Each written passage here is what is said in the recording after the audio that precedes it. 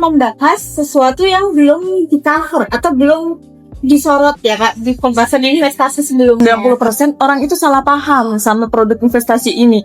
Padahal kalau kita tahu mekanismenya itu bakal saingan sama emas dan juga saham. Jadi buat sobat cuanki yang ingin naik level dari investor pemula ke investor cerdas, kalian harus lihat podcast ini dari awal sampai akhir ya. Tentang perak, katanya perak itu emas yang versi lebih murahnya ya Kak. Udah bener gitu. Peer-to-peer lending. Nah itu gimana sih Kak cara kerjanya?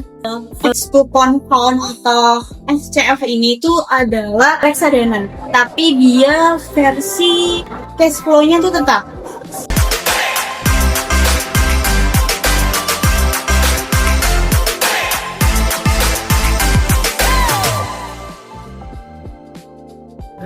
Halo Sobat Cuanki, ketemu lagi dengan aku Hana di podcast Cuanki Cuan Kita. Jadi hari ini aku ditemani oleh tamu yang istimewa banget dan super duper keren banget. Hai semuanya, sebelumnya perkenalkan saya Dwi.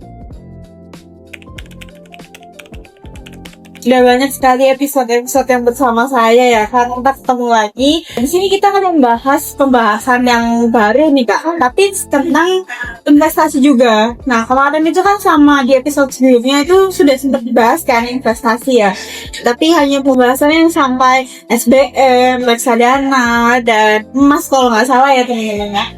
Nah, dalam pembahasan kali ini kita akan membahas sesuatu yang belum di-cover atau belum disorot ya Kak di pembahasan investasi sebelumnya. Gitu lah. Nah betul sekali, dan hampir 90% orang itu salah paham sama produk investasi ini.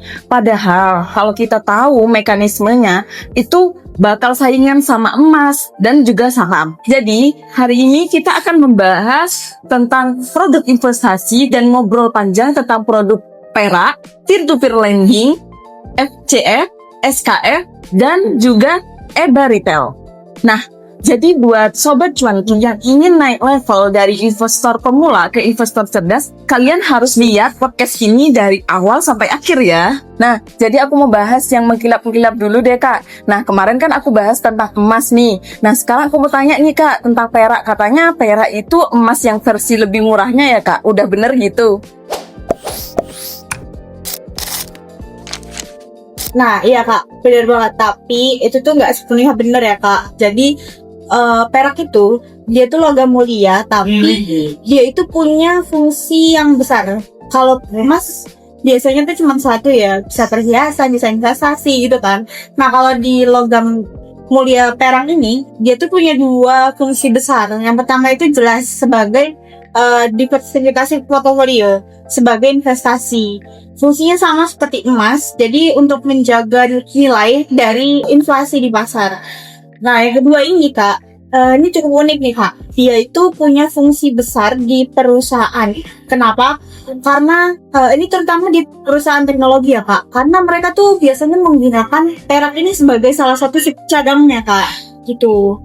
Oh, berarti kalau misal industri itu naik, apakah perak itu juga bakal naik ya Kak? Ya, bener banget nih Kak. Jadi kalau di emas, dia kan nilai naik turunnya mengikuti harga pasar ya Kak. Nah, tapi kalau di perak ini, dia itu tidak mengikuti harga pasar. Jadi kalau ekonomi di Indonesia sedang lesu, ya dia akan tetap turun. Tapi kalau misalkan terutama di perusahaan teknologi itu sedang minta perak dalam jumlah besar-besaran, dia tuh harganya bisa naik Kak. Gitu. Contohnya gimana sih Kak biar sobat cuanki juga tahu nih? Ya, jadi gini Kak, misal ya, saya punya 15 juta, saya belikan perak tadi, saya belikan perak, lalu pada saat itu kondisi ekonominya memang stabil, tapi karena lagi peluncuran misalkan HP atau mesin pesawat atau apa, jadi perusahaan itu dia akan, saya mau logam perak dong, sejumlah berapa ton gitu, kan permintaannya besar, sedangkan yang ada stoknya itu pasti kan kecil Kak, karena stoknya kecil, jadi dia harganya akan naik Kak. Jadi saya punya keuntungan sekitar mungkin naik sampai 2 jutaan. Jadi yang tadinya 15 juta hingga 17. Tapi kalau misalkan gak ada permintaan dan stoknya lumayan stabil, dia tuh akan cenderung ngikutin harga ekonomi kak. Jadi kalau ekonominya turun, ya bisa turun bisa sampai 1 juta, 2 juta gitu kak. Oh, berarti resikonya itu lebih tinggi ya, Kak? Iya kak, bener banget. Tapi dia tuh harganya itu jauh lebih murah daripada emas. Untuk saat ini ya teman-teman, perak itu sekitar 15-20 per gramnya kak. Kan kalau emas nih sekarang udah menjadi 2 juta per gramnya kan. Jadi perbandingannya jauh banget tuh kak. Oh, keren banget sih. Selain itu kelebihannya apa sih, Kak? Nah, keuntungan peraknya ya kak. Kita lihat dari yang sekarang nih ya kak. Perak tuh fungsinya sama seperti yang sudah saya sebutkan tadi di awal, dia fungsinya sama seperti emas, bisa menjaga nilai dari inflasi. Terus yang kedua itu, kalau misalkan dilihat dari kondisi sekarang ya kak, perusahaan teknologi itu lagi berkembang pesat ya. Berarti kan istilahnya harga emas akan terus melonjak tinggi karena sekarang tuh banyak sekali perusahaan-perusahaan teknologi yang sedang berkembang.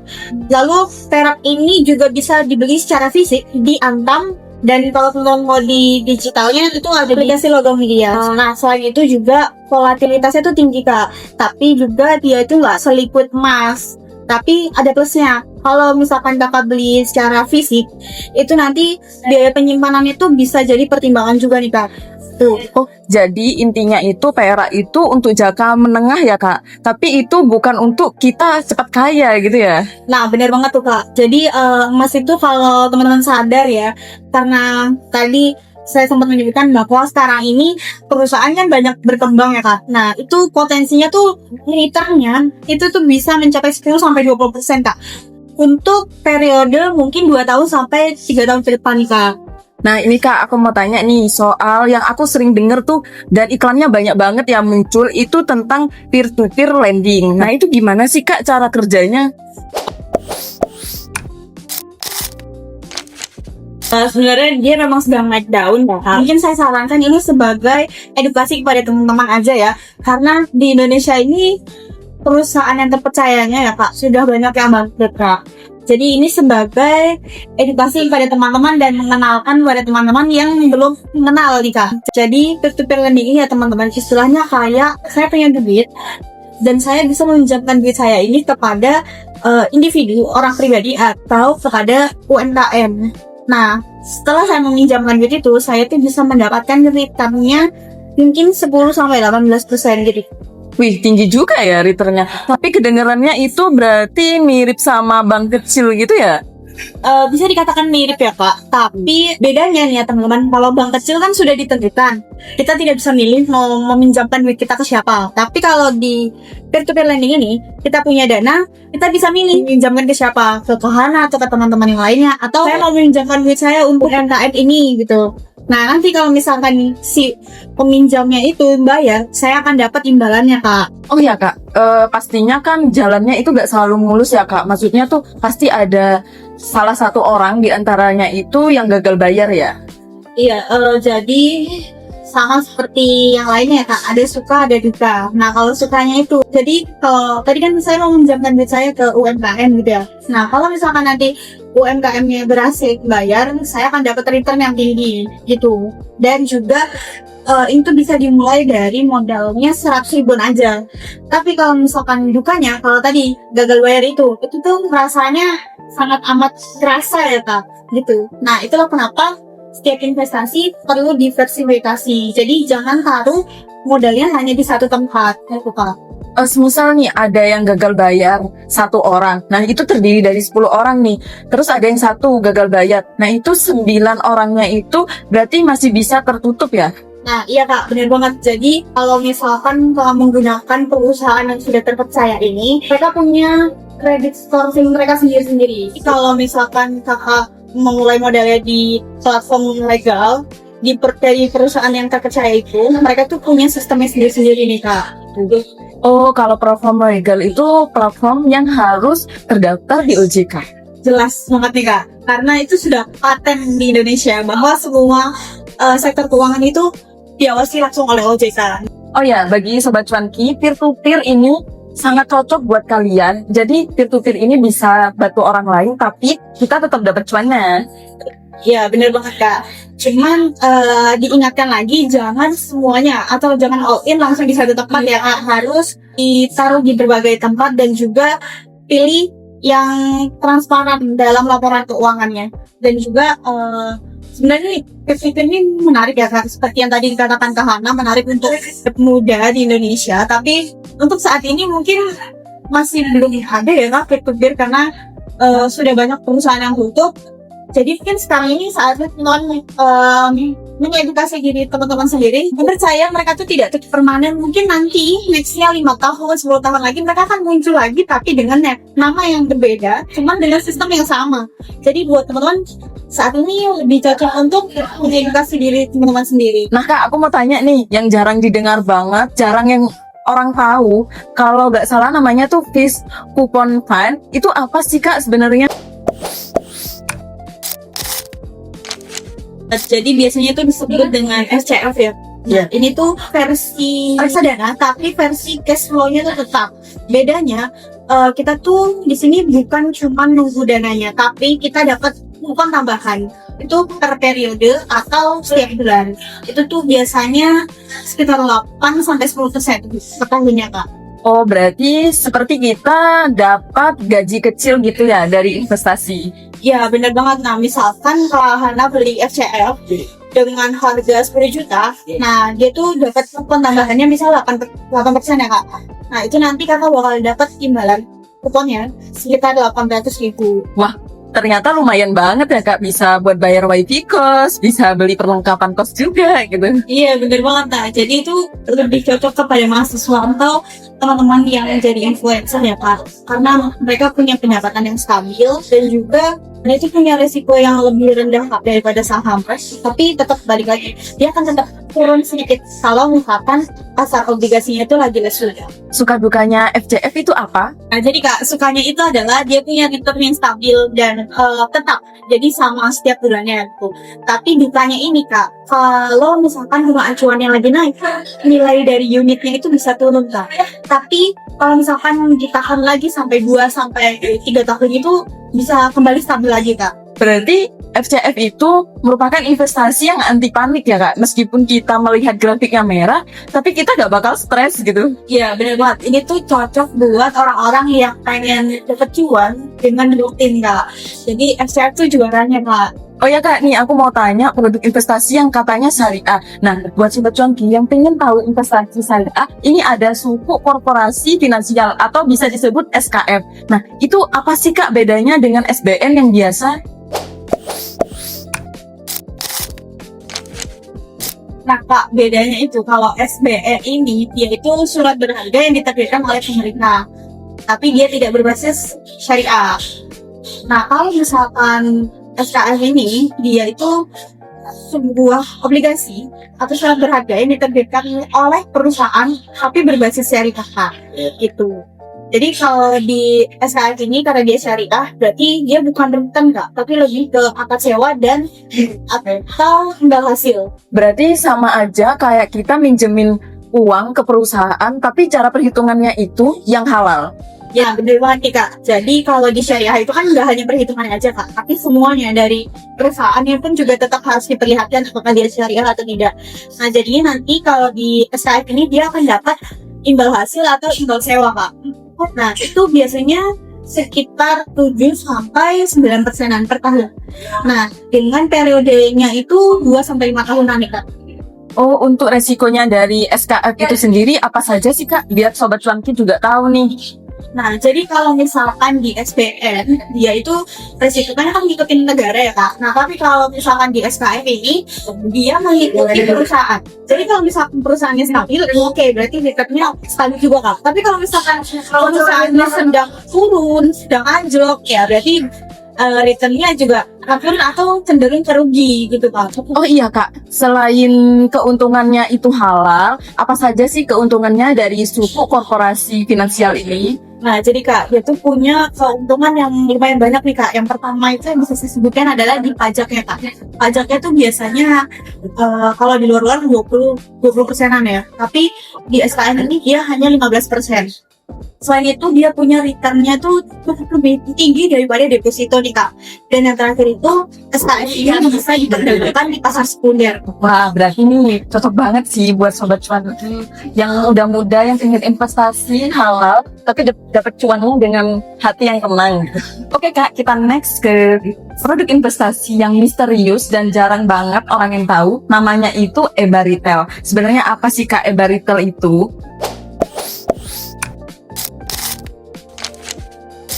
Nah, jadi EBA Retail ini masih baru ya Kak. Jadi masih banyak orang yang belum tahu nih.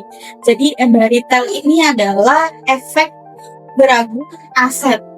Nah, jadi dia itu sebenarnya hampir sama dengan surat berharga. Kalau surat berharga kan isinya adalah utang-utang negara ya. Tapi kalau EBA ini, dia isinya adalah khusus utang-utang yang putar di perumahan. Artinya apa? Jadi isinya adalah cicilan-cicilan KPR dari rumah gitu Kak. Jadi gini Kak, contohnya nih ya Kak, ada Bank A. Nah Bank A ini dia menyediakan KPR rumah. Otomatis kan dia punya banyak sekali kumpulan cicilan-cicilan rumah dari orang-orang kan. Nah itu cicilan itu dikumpulkan jadi satu, dikemas jadi sebuah produk investasi. Tuh. Oh berarti nih, misal aku beli EBA, berarti kan aku dapat hasil dari utang orang yang bayar cicilan rumahnya. Nah, iya benar banget. Nanti Kahana bisa dapat imbalan hasilnya Kak dari pendapatan bunganya. Jadi misalkan nanti yang punya cicilan KPR ini membayar, Kahana akan dapat imbalannya sekitar mungkin 8-10% Kak. Jadi, Wah, berarti tinggi banget ya. Tapi pasti di sisi itu ada resikonya ya. benar nih Kak. Jadi semuanya pasti ada resikonya nih Kak. Nah resiko utamanya itu karena EBA ini kan isinya adalah utang-utang cicilan KPR. Jadi kalau misalkan nanti yang punya KPR dia gagal bayar atau telat bayar, returnnya itu dia bisa turun Kak. Atau misalkan nggak menghasilkan return gitu. Nah, tapi EBA ini punya sistemnya sendiri-sendiri dan juga dia terjamin dan diawasi oleh OJK Kak. Coba nih Kak, kasih tahu ke Sobat Cuanki suka dukanya dari EBA Retail. Jadi EBA ini punya return yang tinggi dan stabil ya Kak. Kenapa saya bisa katakan stabil? Karena KPR sendiri, kalau kita mengajukan KPR kan pasti ada verifikasi banyak ya kepada bank. Nah itu pun bank tidak akan mengizinkan kalau ternyata yang mau minjem KPR ini, mau mengajukan KPR punya utang yang ternyata gagal bayarnya itu banyak. Nah itu kenapa dia stabil ya, karena dia sudah melewati banyak sekali proses cross check gitu Kak. Nah selain itu dia punya diversifikasi unik. Dia tidak mengikuti harga saham. Kalau dukanya ini Kak, dia itu kurang liquid. Nggak kayak yang lain-lainnya. Dia pencairannya cukup lambat dan juga butuh pemahaman ekstra. Jadi intinya adalah kalau teman-teman sudah punya pemahaman dasar, itu bisa dilakukan, bisa investasi ke EBA. Tapi kalau misalkan teman-teman belum punya pemahaman dasar, jangan coba-coba dulu. Mending belajar dulu gitu. Wah, gila banget sih pembahasan produk investasi ini yang menjadi harta karun yang tersembunyi. Jadi ternyata banyak banget ya produk investasi yang bisa membantu kita, membantu orang lain, yang halal, dan juga yang bisa memberikan penghasilan rutin ke kita. Iya benar banget Kak. Dari yang semua tadi kita bahas itu dia punya karakternya masing-masing nih Kak. Kalau misalkan perak tadi dia punya jangka yang pendek, artinya dia investasinya tuh cocok buat jangka menengah. Lalu ada P2P tadi, dia tuh cocok tapi untuk sekarang masih belum bisa. Lalu ada SCF tadi, dia itu punya cash flow-nya yang rutin. Lalu ada SKF dengan investasi berbasis syariah yang tetap. Lalu juga ada EBA Retail yang butuh pemahaman yang lebih tinggi gitu Pak. Oke Sobat Cuanki, semoga ilmu yang tadi kita sampaikan, produk-produk investasi yang udah kita ulik dari awal sampai akhir, semoga itu makin menambah edukasi buat kalian semua. Dan semua investasi itu ada risikonya, tapi kalau kita nggak belajar sama sekali, itu malah menjadi resiko besar. Nah, untuk kakaknya, terima kasih udah mengisi podcast hari ini. Dan untuk Sobat Cuanki, terima kasih udah melihat podcast dari awal sampai akhir. Dan aku, Hana, pamit undur diri. Dan saya Dwi, terima kasih ya teman-teman sudah menonton episode ini. Jangan lupa nonton episode lainnya. Jangan lupa like dan share kepada teman-teman untuk menambah wawasan lagi ya Kak. Oh ya, buat Sobat Cuanki, sampai ketemu di episode selanjutnya ya. Ditunggu ya. Bye-bye. ya.